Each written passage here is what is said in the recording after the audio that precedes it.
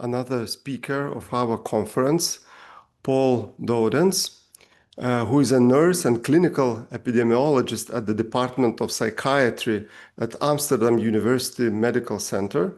And his research focuses on the prevention of coercive measures, coping with workplace violence, and improving inpatient mental health care. And this topic, how to deal with difficult situations with in inpatient mental health situations is very much important, and I would say often neglected. So I'm really very much looking forward to hearing you, Paul. Thank you for the introduction, and I'm very excited to be here. Let me share my screen for you. There it is, I hope. So, first of all, I plan to let ChatGPT help me to say that I thank you for being here, for inviting me here in Lithuanian, but I was a bit scared that I might unintentionally use some inappropriate or insulting language. So I stopped out labas ritas, and I sincerely hope that it means good morning to you all. Some of my assumptions about your country, and that was based on very little knowledge, was that it was smaller than the Netherlands, and it was one of the few countries that the Dutch football team would easily win from. But unfortunately, a quick Google search corrected at least one of these assumptions, because it's a lot bigger. It has almost twice the surface area compared to the Netherlands, according to Wikipedia. But in our defense, we have a lot of water, but luckily that means that our country is rather crowded, so we have a lot of young people who have someone to play football with every time. So let me introduce myself somewhat further.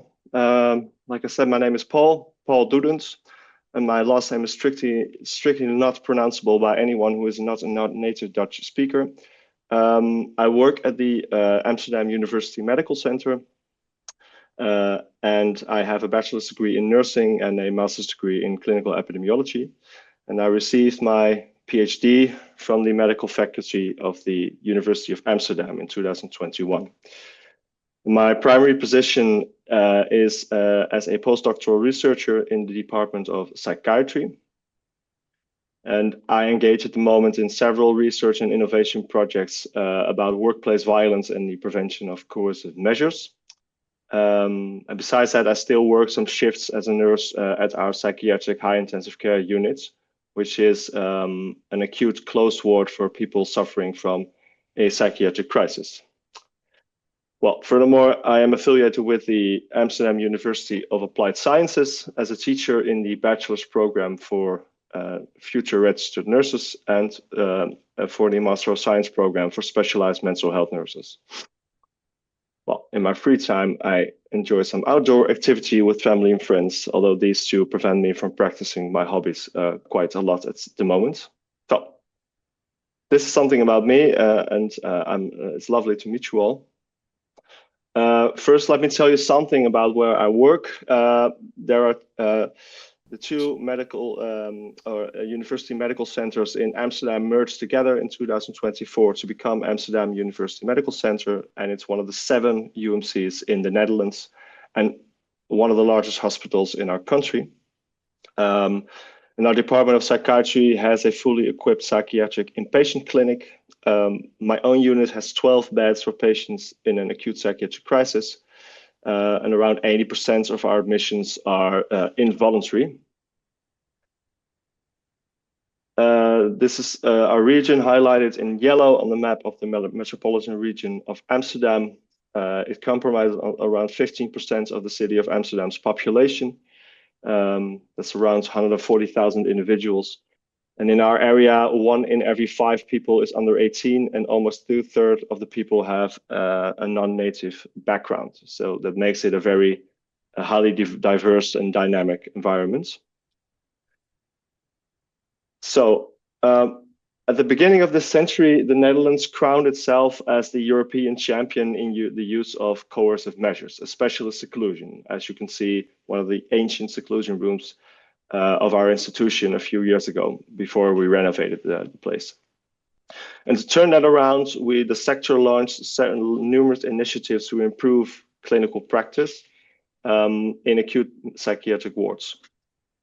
And this development culminated in the development of the high intensive care model, which is a recovery-based relational approach for psychiatric wards to provide safe and effective care with minimal use of coercive measures. And our experience with this model and other research projects served as an inspiration for what I will present to you today. And my presentation will have three main parts. First, I will discuss with you the current narrative in Dutch society, and I think in many other countries, about violence and aggressive behavior, and why I believe we should change that narrative. Well, second, I will discuss some insights from theory and practice for preventing and responding adequately to aggressive behavior. And third, I will highlight the importance of aftercare and peer support after aggressive incidents. And well, to conclude, I will try to put everything all together to a general take-home message. And one of the key changes when targeting coercive measures, which is also very applicable to aggressive behavior, was shifting our culture from control to connection. And every segment of my talk, from definitions to interventions to aftercare, is essentially about moving from controlling the individual that you encounter to connect to the individual that you encounter. And the shift from control to connection is not only relevant for coping with aggressive behavior. From my perspective, it's also relevant to other patient behaviors that professionals find challenging, which is for me the link between aggressive behavior and suicide prevention. However, you as an audience are, I think, more experts on suicide prevention than I am, so I will ask you for your help in making such parallels at some occasions. And one of my ways of doing that is through WooClap, because I'm also very curious about the virtual audience today. So I use this tool to ask you some questions instead of that you only ask me questions. So you can grab your phone and use the QR code and the URL. Oh, I'm sorry for that. To join in the questions. Please be gentle for me and answer in English because my Lithuanian is quite poor. And I use this strategy because I've learned that this is one of the strategies that help the audience to keep the audience attention during longer presentations. And besides interaction with the public, my secret weapon is a phrase "in summary" because that usually wakes people up. So I'll give some summaries at several points in my presentations and more frequent to the end. So I will change to the WooClap screen now. I hope that you can see it, and I see some people joining, and I thank you for that.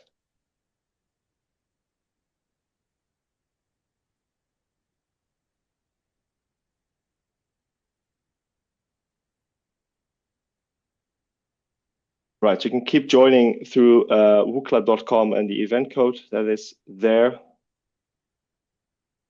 So, but let me, because of some time issues, go to the first question. There it is. I'm curious about what your profession is. Can you tell me something about that?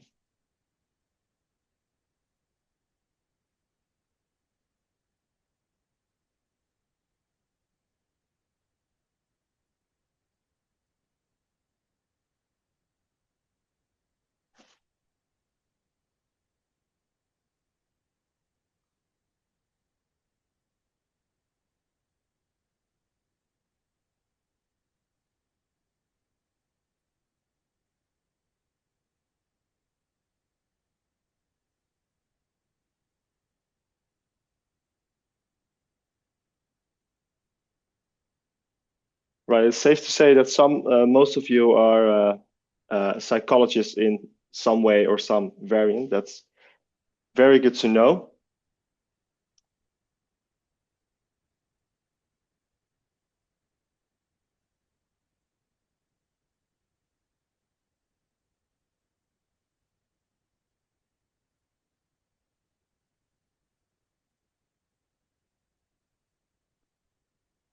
Right, thank you. I have a picture. Let me go to the second question. In which sector are you currently employed?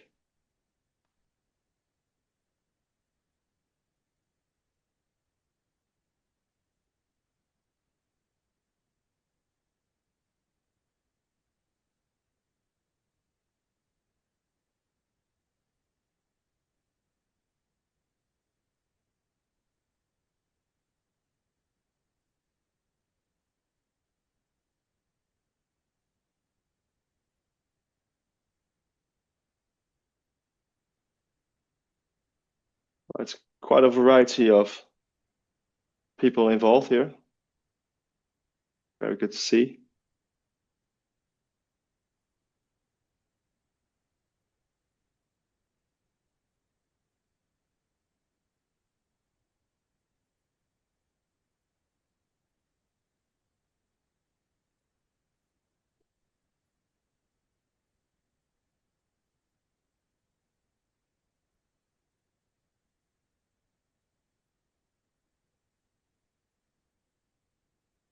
There's a lot of variation, I think. So thank you all for these answers. It makes me feel more like I'm at a conference and less at home. In the unfortunate event that you don't get to see the end of my presentation, I want to point out that the title of my presentation is my main take-home message for now. And that is when you and me become we. And it's actually a quote from a quite unorthodox and unrecognized, but I think great thinker. And I'm wondering if anyone wants to take a guess who that is. Oh, first I have another question. I'm sorry. How often do you encounter aggression and violence by working?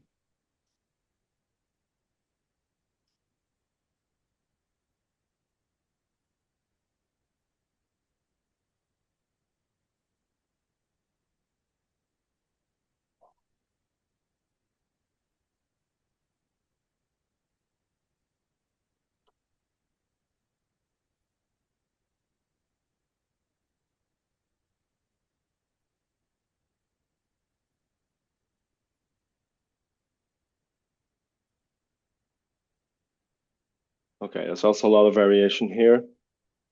Most of you did encounter it at some point. I see, luckily, a few people of you who encounter it almost daily or weekly.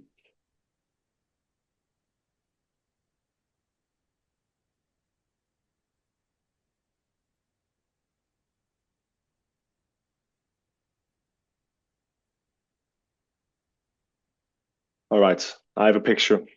Thank you very much.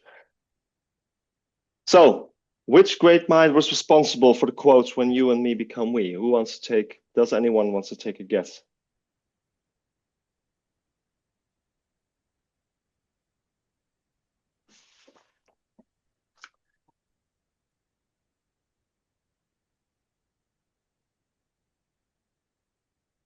No idea. I did gave you a blinch of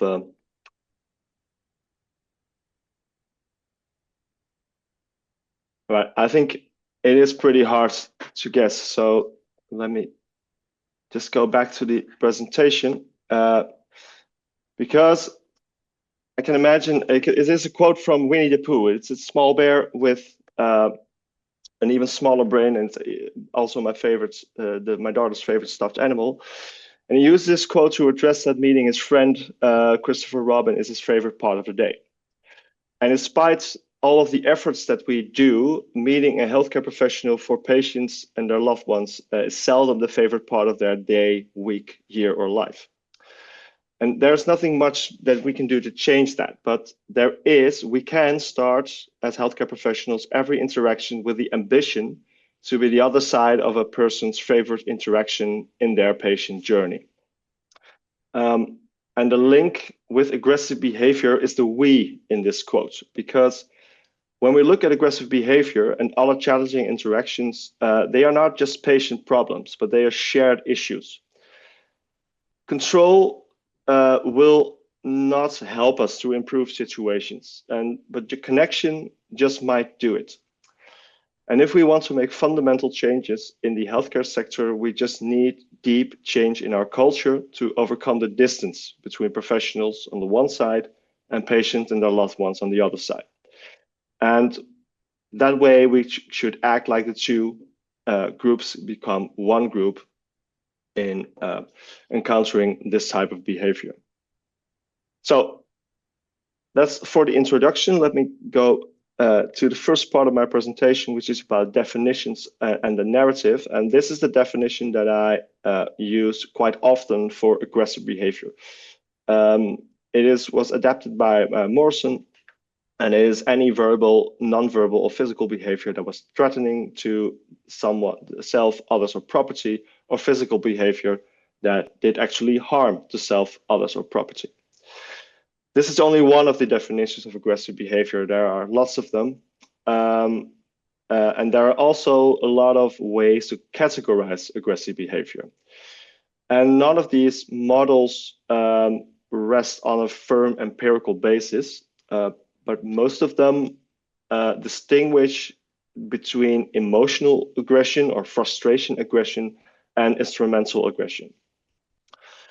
And the characteristics of emotional aggression include high arousal, limited direction of the behavior, and loss of control of one's impulses. Instrumental aggression, on the other hand, is behavior with a clear purpose for the aggressor.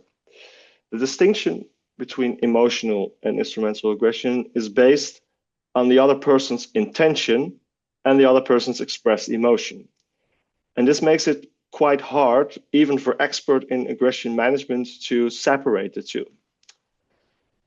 Another crucial factor in the distinction between emotional and instrumental aggression, if it really exists in real life, is whether the aggressor has control over their actions. And if someone has complete control over their actions, strict boundaries, consequences, and show of force may help to control the other's behavior. However, if people lack control over their behavior, those strict boundaries and show of force are more likely to escalate the situation than to de-escalate it. And let us talk about what this means in the context of my work. Aggressive behavior against healthcare professionals is a persistent problem in the Netherlands. And over the last 3 decades, the Dutch government employed several programs, campaigns, and other governmental and societal interventions. However, in healthcare professionals' perception, the number of aggressive incidents increases rapidly. And this gives a strong appeal for action from professional associations to the governments and employers to improve the safety for healthcare professionals. And these appeals are quite comprehensible considering the shortage of nurses in the Dutch healthcare. Because aggressive encounters are among the most critical reasons for nurses and other frontline professionals to leave their profession. So it is a significant cause of stress, burnout, post-traumatic stress disorder, and also turnover of nurses. The impact on healthcare professionals motivated the government as well as professional associations and employers in the Netherlands to focus on firm policies regarding reporting aggressive behavior and subsequently pressing charges, imposing punishments, and implementing other restrictive policies. And because healthcare professionals perceive aggression is increasing, are both the societal and the organizational level, these firm zero tolerance policies are becoming more widespread and way more restrictive. And all of which feels highly justified and makes sense, right? However, I sense a few problems with this strategy. First, these firm zero tolerance policies are full of strict boundaries, consequences, and show of force. And as a result, these policies primarily focus on preventing instrumental aggression. However, clear instrumental aggression by persons who have complete control over their behavior is quite rare in healthcare organizations. And there is limited evidence on this topic, but some studies, like I have someone here on the screen, suggest that a firm zero tolerance policy nudges professionals towards a more rejecting attitude in response to emotional reactions of patients and their loved ones. Furthermore, these zero tolerance policies may be too simplistic to be feasible in clinical practice. So that's one problem. I doubt that these zero tolerance policies are actually effective to prevent workplace violence or aggressive behavior. The second problem is that there is no clear evidence that the incidence of aggressive behavior increases in the Dutch healthcare system in general, or decreases actually, because there are no reliable data on aggressive behavior against healthcare professionals. So we honestly don't know. And what you can see on your left is that there was an increase in the reported aggression in hospitals from 2023 to 2024. And but this was after an extensive lobby to increase reporting. So perhaps there was an increase in aggression, perhaps there was more aggression reported. We just don't know. And there might actually be a parallel with a broader societal feature in the Netherlands that Dutch people in general feel less and less safe. At the same time, data on criminal offenses, accidents, and other negative experiences show that we live in one of the safest countries in the world and in one of the safest times in Dutch history. So, for instance, what we see on our right is the number of violent offenses reported to the police. That's the blue line, and the number of burglaries. That's the green line, decreasing both substantially between 2010 and 2020. Or did the reporting went down? Did the offenses went down? We just don't know. And the third problem is that zero tolerance policies make an implicit promise to healthcare professionals. And the name says it all. We have zero tolerance, so we accept only zero aggression in our surroundings. And that sounds pretty good, right? However, aggressive behavior in healthcare has always been there. And if healthcare organizations are a representation of society and deal with people in desperate times, along with severe psychiatric conditions, intoxications, and other factors that decrease the self-control of people, aggressive behavior will always be a phenomenon. And many people in the Netherlands consider that statement controversial, because in the Netherlands it's quite common to say or yell very loud that aggression is not part of the job. And honestly, I envy that perception, but I just consider it untrue, because aggressive behavior is part of the job in healthcare. And that's not my way of tolerating or justifying aggression, absolutely not, but it is merely a realistic view on the sector. Aggression was always there and will always be there. So these three problems that I have with zero tolerance policies might cause a somewhat strange paradox in many Dutch healthcare organizations. Namely, that the frontline healthcare professionals are really frustrated that the organization and the society and the government fails to take effective action to address aggressive behavior and to prevent aggressive behavior. And that organizations are frustrated that they keep initiating a lot of intervention and also a lot of expensive interventions, projects, safety precautions, etc., and that their staff members keep feeling unsafe and sometimes leave because of this problem. And this paradox calls for a new narrative to tell one another about aggressive behavior in healthcare settings. And a key feature of aggressive behavior, which can serve as a starting point of this new narrative, is the fact that most aggression in inpatient healthcare facilities, such as hospitals or mental health institutions, but also in acute services, such as the emergency departments, happen during an interaction between a healthcare professional on one hand and a patient or one of their loved ones on the other hand. And viewing aggressive behavior as a problem in the interaction proposes a narrative with no clear distinction between the perpetrator and the victim of aggression.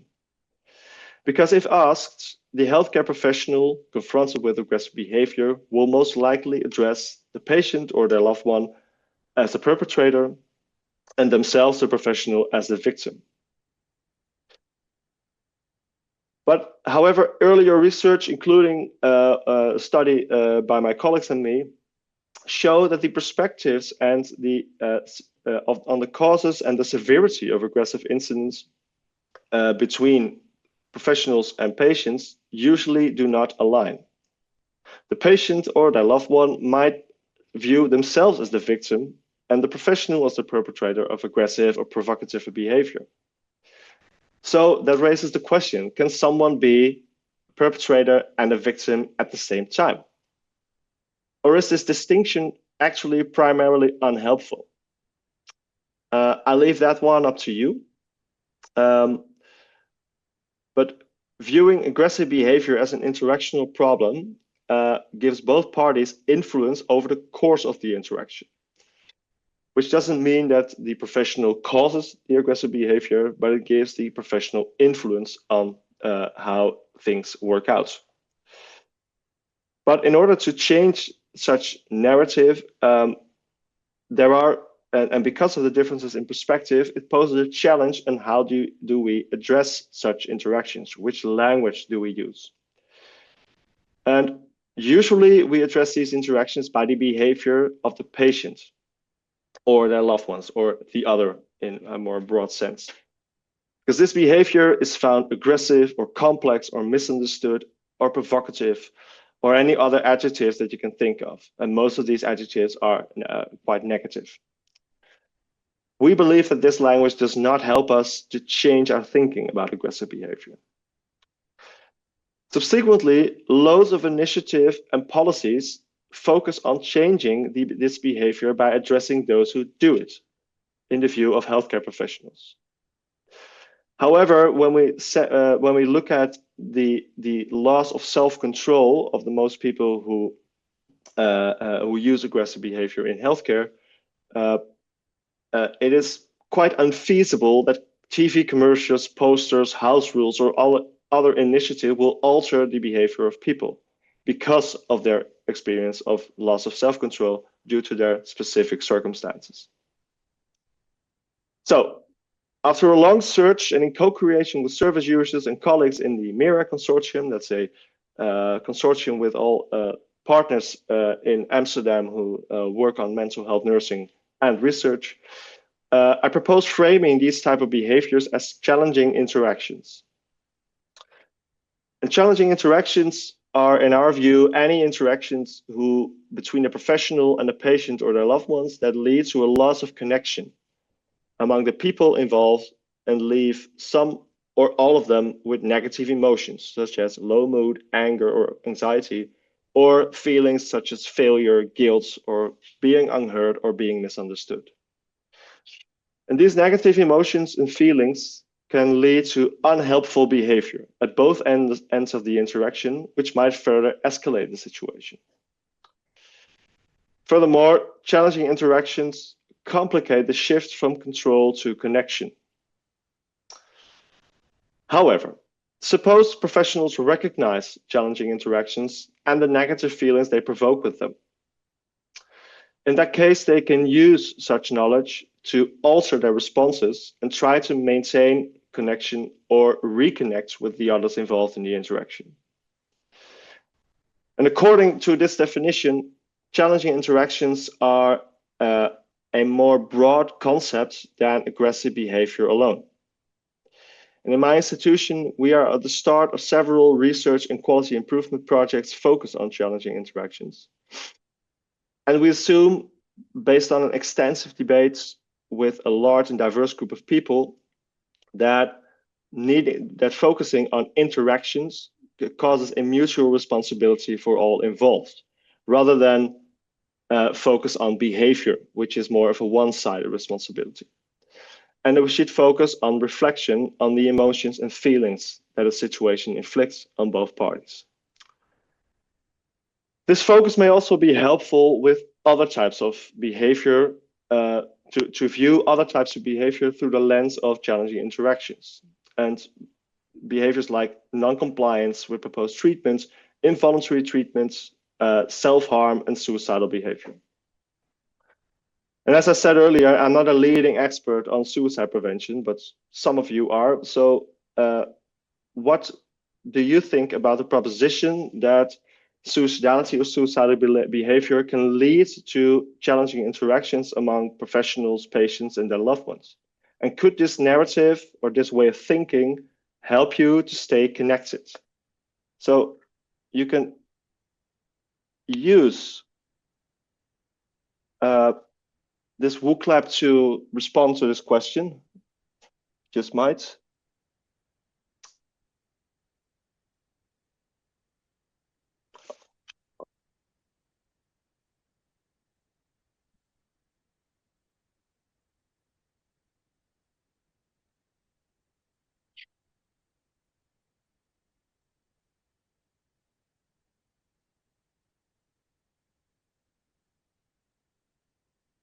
Sure. Well, that's nice to hear as a first response. I see that a lot of you are disconnected from the WOOC lab. So, and because of the time, because I see that time is going fast. We can talk about that at the end some more. So let me go back to the presentation, because now is one of the times. In summary, so everyone should now wake up. Aggressive behavior is a significant problem in healthcare, but it has always been there and it will never go away.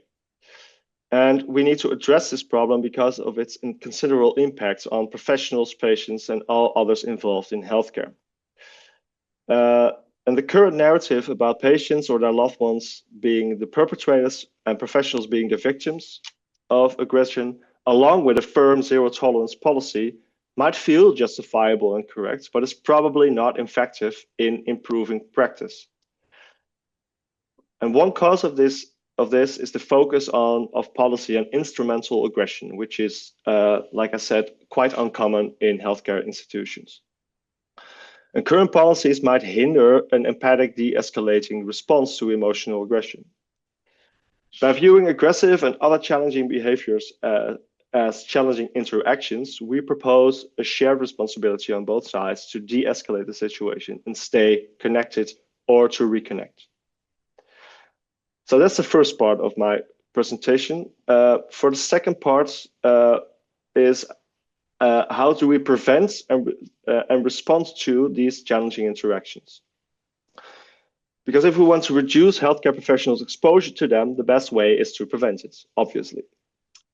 And it starts with the culture of connecting with others within an institution, in the broader sense of how you can think of it. And one of the first problems with this is that the Netherlands has a long history, and I'm sure most European countries do as well, of training healthcare professionals to maintain professional distance. And this goes as far as that the Dutch Association of Hospitals ordered a few months ago that professionals could omit their names from their staff badges and only their picture and profession are sufficient. And in my opinion, this is a step backwards in preventing challenging interactions because we dehumanize our staff. Luckily, in the high intensive care unit where I work, we do things differently. And besides the high intensive care model that we are using, one of our inspirations is the safe wards model from the United Kingdom by Len Bowers.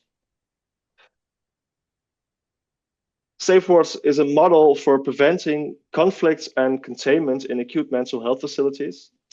And it has a framework for analyzing conflicts and incidents. As well as it proposes interventions to improve ward culture to avoid conflicts and containment. And one of these interventions is called knowing each other. Not only do our patients know our names and professions, but we also provide them with a book in which all healthcare professionals disclose information about their hobbies, their interests, and their background. For example, my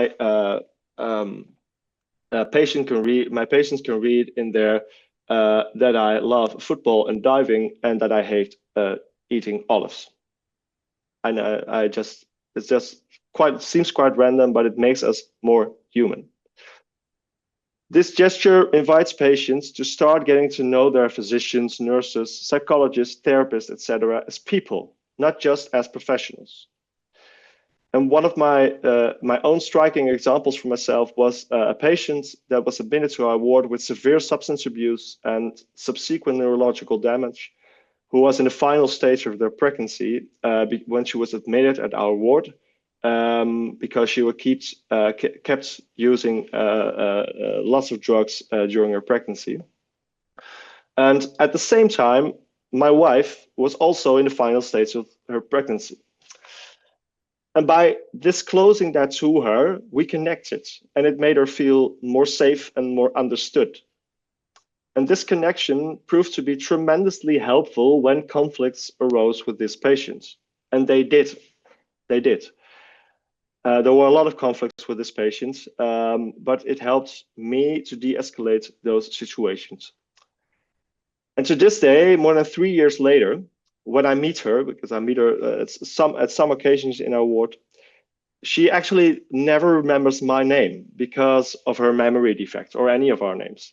But what she does remember, which is quite striking to me, is the name of my daughter. And this connection is, in my opinion, not an example of professional distance, but it is an example of professional proximity. And it comes with a responsibility of both ends of the interaction. And sometimes it gets hard, because as a healthcare professional, you can feel more vulnerable in this way of working. But after getting used to it, none of my colleagues or patients would ever wish to return to the past, when we did not disclose anything about ourselves to our patients. So, to stay connected with each other, we need to act human and not just be professionals. And the same thing goes for hospitality, self-communication, and reconnecting after conflicts. And a model that gives us tools for hospitality is the first 5 minutes model, made by Barbara Stringer and colleagues. The first 5 minutes invites healthcare professionals to have extra attention on the first 5 minutes of every new interaction with patients, such as a new consult, a new shift, a new admission. And the theory is that you invest in making, instead of breaking the connection in the first 5 minutes of every interaction, you profit with that investment during the whole course of this interaction. Of course, this can be very hard when you deal with patients in severe crisis, because a lot of your interactions that you have are potentially conflictual, because you have all a different perspective on what is going on. So, but especially in those encounters, the first 5 minutes are crucial. And with a group of colleagues from the Netherlands, Ireland, and Denmark, I work on a project to create a training framework for aggression management trainer that teach these principles of the first 5 minutes to healthcare professionals in mental health care, but especially focused on the first minutes of a potentially conflictual encounter. However, these are very beautiful models, in my opinion. No model in the world can prevent all challenging interaction. And they exist in every relationship. So challenging interactions are inevitable in professional relationships between professionals and patients. Prevention and adequate responses to challenging interaction go hand in hand, because they all need the same attitude and the same culture. And to do so, professionals need sufficient training in preventing and responding to those challenging interactions, but they also need support in coping with the stress and trauma that can be the consequences of challenging interactions. And this starts again with culture. And I love this famous phrase about culture, is that culture eats strategy for breakfast. And more than one scholar claims this quote, so I will not go into the primary source of it. But we can all feel the importance of such realistic approach. If the culture of a ward, institution, or society is highly coercive and focused on safety and security for professionals, implementing new models to focus on challenging interactions and to focus on relationships and on connection will be very difficult and perhaps even impossible. Which is kind of the case in the Dutch situation, because in every level of society, people still scream that we need strict zero tolerance policies to cope with aggressive behavior. And although I support very much pressing charges and zero tolerance for patients or their loved ones who use excessive violence in healthcare organizations, the prime focus should be on de-escalation and taking the shift from control to connection. De-escalation is an untrainable skill. However, a de-escalating attitude is necessary at every step of a professional's workday, and not only when challenging interaction occurs. And two of the interventions from SafeWords, the model that I mentioned earlier, are helpful with that, and they are called soft words and positive words. Soft words argues that every contact with the patient may require a soft approach, even when setting boundaries is necessary due to escalating behavior. Soft words focus on how the words that you use in the connection with your patient. On the other hand, positive words focus on the language used among professionals. Talking about patients or their loved ones in case of challenging interactions can be hard, especially to stay positive. But if you talk very negatively about your patient in other areas of the hospital, such as in the coffee room or in a conversation room, the emotions and frustration of professionals can set the tone of care, can set the tone. Using positive language aims to give everyone involved a fair chance in new interactions with new professionals, and to limit professionals' bias when they enter a new situation based on the emotions of the colleague that you talked to just now. And these are vital elements of improving the first 5 minutes of every contact, but also improving the attitudes of professionals considering challenging interactions. The third model that I want to discuss is what we call the crisis development model. This is a key element that Dutch institutions try to train to their professionals. It is based on the assault cycle by Kaplan and Wheeler. And although it is somewhat old, it helps professionals understand that de-escalation starts with prevention. And furthermore, building a connection with the patient or building a relationship with the patient with them is obviously best before the interaction becomes challenging. And to give professionals a broad sense of every aspect of dealing with complex interactions is to engage with people in the early phases of escalation, as well as to recover from challenging interactions and to reconnect with one another. So repairing the relationship and the interaction after the escalation is done. Prevention and de-escalation of future escalations thereby start right after the peak of an escalating situation. And lastly, in terms of preventing and responding to challenging interactions, I want to emphasize the importance of mentalization. In challenging interaction with increased arousal on both ends, mentalization becomes increasingly difficult. And while both ends of the challenging interaction have influence and responsibility for the course of the interaction, usually it is the professional that is the first to recognize and to respond to the fact that the interaction is becoming more and more challenging and even escalating.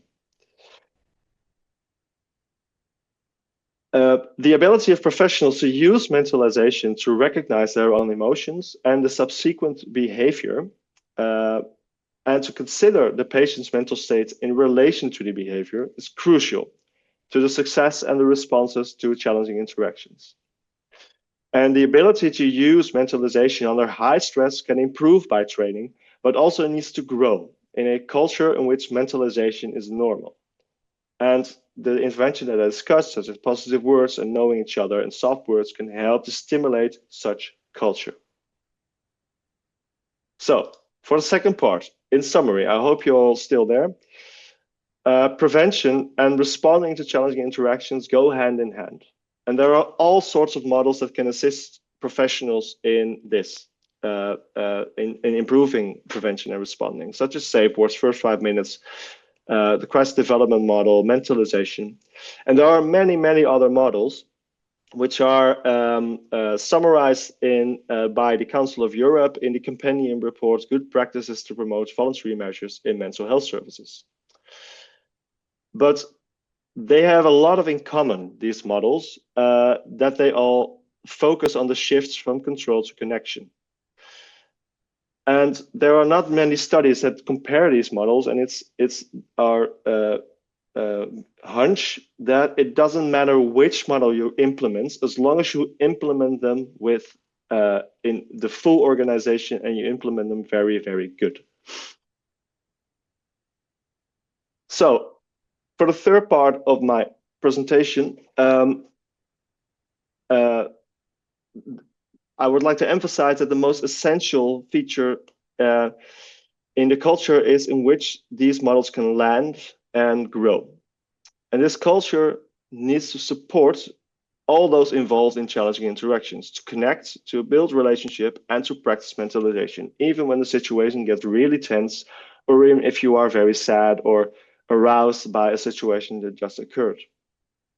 And everyone in healthcare, from students to executives or governments, needs to prioritize this and to be part of the solution and to be part of cultural change. And perhaps even the whole society might be necessary to ensure deep change in healthcare. But changes starts with you and me. And I hope you like to think about this question that we can discuss in the end. Please try to think about moments or the last challenging interaction that you had with a patient or one of its relatives. Where in the process did you feel that you lost connection, and were you aware of losing connection at that stage? So please just think about that for just a few moments, so we can talk about that in the end. Then I will go to the third part of my presentation, which is about the health of professionals and aftercare after challenging interactions. As I mentioned earlier, in the Netherlands, aggressive behavior is one of the most important reasons for frontline healthcare professionals, such as nurses and social workers, to leave their profession. And given the significant shortage of professionals, this imposes a major problem. In the culture that I described earlier, it's not so easy to get attention for aftercare. After all, in a zero tolerance culture, we assume that if we do everything right, challenging interactions will never occur. And as I said, that is vividly untrue and even damaging for healthcare professionals who have encountered challenging interactions. This narrative may suggest that if challenging interactions occur, someone did something wrong at some point.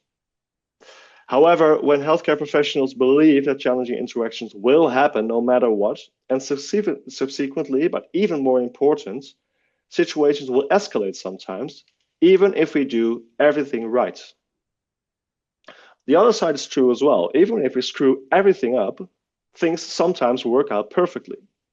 And I find it very intriguing that we accept this phenomenon relatively easy for a physical crisis, such as a cardiac arrest, but that most healthcare professionals have a really hard time believing this in the case of a crisis in the interpersonal interaction with your patient. So, in one of my current research projects, we investigate the needs and possibilities of healthcare professionals in acute mental health care to recover from workplace violence and more broad to recover from challenging interactions. And we started with a systematic review of the literature to improve on interventions to improve the resilience and coping among frontline healthcare professionals in the workplace. And what we found some evidence for effectiveness for only a few interventions for this purpose, but the evidence base is not quite strong. We found that aggression management training could improve people's confidence in coping, but no one knows whether your confidence in coping also really improves your resilience or protects you against the negative consequences of challenging interactions. Some studies have described positive behavioral support and biofeedback as potential interventions, but like I said, the evidence base of these interventions is quite limited. So what we did next is to work on an experiential qualitative study with focus groups and interviews to find out what frontline health professionals' needs are to improve their resilience and coping, and what does and does not help them to recover after incidents. And what I present to you now are preliminary findings because we are still gathering data, but they suggest that organized and proactive peer support is vital for the long-term recovery of professionals. Because of its organized nature, peer support helps professionals to feel supported for an extended period of time after an incident. However, the first and most important support comes from professionals' own team members, and they can make or break recovery. And teams will need some form of guidance to show supportive behavior to one another consistently. Furthermore, to build resilience, professionals, and especially younger ones, need to work in an environment and a culture that allows them to try stuff, to succeed in things, and sometimes also to fail in dealing with challenging interactions. This characterizes the safe environment that we need to achieve, but it's also very demanding in an environment where we work with very vulnerable people who are at risk from imminent harm. Aftercare for challenging interactions does not only consider the professional, but also the others involved. So evaluating challenging interactions and reflecting on them can provide insights to prevent further escalations. But it also, and more primarily, helps you to recover from a challenging interaction together and to restore the connection and to restore your relationship with the other. And again, to do this, a safe environment for everyone is key. So there are a few more things to say. First, in summary, there we are again. I discussed definitions, prevention, responses, and aftercare during this presentation, but basically everything comes down to the culture about how we treat each other and how the subsequent narrative is about the behavior of the other. And I don't know about your situation, but in the Netherlands, I'm very sure this needs to change. Luckily, the Netherlands tried to implement zero tolerance policies for so long. More and more people are just done with it because they feel it just doesn't work for me. It just doesn't work for us. So they are more and more open to alternative approaches. And my colleague Jolanda Voskus, which is the founder of the high intensive care model, summarized it quite clearly in a Dutch position paper, what is necessary. We need deep change, and we need to change from control to connection, from reactive to proactive work, and from individualism to solidarity. She wrote that in the context of preventing coercion, but I think it's very, very feasible when in the light of looking at challenging interactions. And these changes in acute mental health settings helped us drift away from the one thing we were European champion in. And although I believe every time that our football team will win the championship again, so I'm very experienced in dealing with utter disappointment. So back to my take-home messages again. These changes on a societal level are also key to improving our responding to these challenging interactions. And the change starts with healthcare. And that change starts with healthcare professionals, whether we like it or whether we find it justified or not. And when it begins with healthcare professionals, we can build a new healthcare environment together with patients and their loved ones. And in this new environment, we need to understand that challenging interactions are a mutual problem and will always be a problem. Control will not save us, but connection just might, and that deep change in culture decides whether we succeed in this or not. In that way, in my opinion, you and me become we, and Winnie the Pooh will be very, very proud of us. So this is the end of my presentations. I'm delighted to answer some of your questions. But before I do, I'd like to thank you all again very much for having me. It was my pleasure, and thank you for listening. Thank you so much. I think it's so useful for us to hear this alternative from control to engaging and connecting. And I enjoyed very much how you showed, not only spoke about it, but showed in the very beginning how you connected with us. Unfortunately, we cannot win against Netherlands in football, but I would suggest connecting in the basketball arena. That would change a little bit things in give a little bit more balance. I think so. I think so. And the Dutch men are champions in 3x3 basketball, but I think Lithuania did not participate in the 3 against 3. So I think you will beat us at any time at that point. So it's in Okay. balance. And we have several questions, comments and questions. For example, the first one I would like to read. In psychotherapy, you must to provoke some reactions to unbound the core problem. I think it's absolutely, that's true, obviously. And I think that's why I believe very much in a narrative of challenging interactions, because I think challenging interactions and reconnecting afterwards is not necessarily a bad thing, but I think it is necessary to view it in the perspective that we need that connection to provoke. So we need to build the connection first. And afterwards, it is important to reflect on one another. But my connection with several patients that I know for quite a long time really deepened and were more strong after we had some conflicts or we had some challenges. So. Okay, and one question, I think it's also an important question. Thank you for a very interesting presentation. And there are comments like that, many more comments like that. What do you think about applying this approach in prisons, especially in prison mental health units? As we know, the problems of aggressive behavior and challenging interactions are common there. Yeah. I actually worked in a prison environment, in psychiatric prison environments for a short time, and I think it is way more challenging to implement such a narrative in prisons. And I think you need to be very mindful of the fact that that when I talk about that, instrumental aggressive behavior is quite uncommon in general healthcare institutions. It is less uncommon in the prison setting. So I think you need to have a very good balance in to have the show of force and the strict boundaries.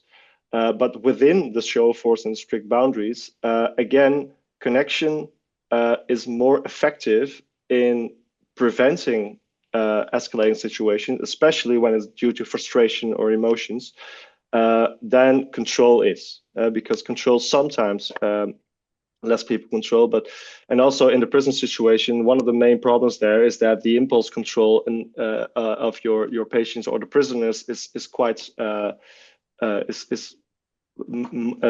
low. So I think you have more challenges in implementing such narrative, and there are more boundaries that you can address.